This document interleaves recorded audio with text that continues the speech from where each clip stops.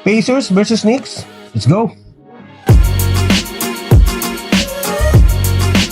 High-scoring first quarter at mainit na laban ng bungad ng magkabilang team. Mainit na sinimula ni Tyrese Haliburton na kumamada agad ng 15 points, 5 rebounds at 6 assists sa first quarter. Habang sa Knicks ay nanguna si Jalen Brunson with 13 points at tatapos ang opening frame sa score na 43-35, 8-point lead para sa Indiana.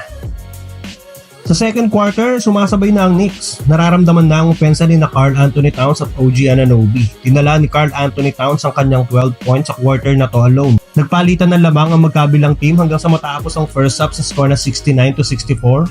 5-point lead pa din para sa Pacers.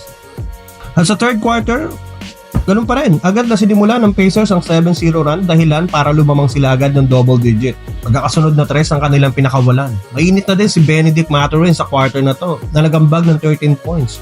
Hanggang sa binaon ng Pacers ang 11-point lead, 102-91 papasok ng fourth quarter. At sa last quarter, wala pa din sagot ang Knicks sa nag-iinit na Pacers. Humigpit na ang depensa ng Indiana na nagresulta na magkakasunod na turnovers ng New York. Kitang-kita na din ang pagod sa mukha ng mga Knicks players. Hanggang sa na-fouled out na si Josh Hart under 2 minutes ng laban. Tinala na ni Tyrese ang kanyang triple-double hanggang sa natapos na ang laban sa score na 130-121 and the Pacers took the 3-1 lead. Nanguna sa Pacers si Tyrese Haliburton na may triple-double, 32 points, 12 rebounds and 15 assists at 0 turnovers. Pascal Siakam with 30 points, Benedict Mathurin na may 18 points at Aaron Nesmith na may 16 points.